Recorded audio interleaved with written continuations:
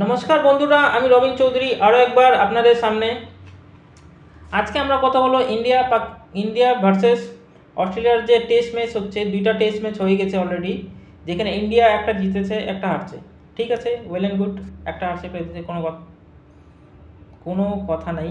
But ইন্ডিয়ার প্লেয়াররা যা অভদ্রতা করছে তা দেখে খুবই খারাপ লাগছে। কারণ প্রথম টেস্টে আপনারা দেখেছেন মিচেল স্টার্ককে একটা চার মারে জয়সওয়াল বলছে যে ইটস কামিং টু স্লো, মানে তোমার বল অনেক আস্তে আস্তে। তুমি একজন ওয়ার্ল্ডের ফার্স্টের বলারকে বলবা যে you are coming, it's coming too slow, তার বদলা তো পরের টেস্ট ম্যাচে নিয়েই নিচ্ছে, প্রথম বলেই পেভিলিয়নে পাঠিয়ে দিচ্ছে জয়সওয়ালকে। এবং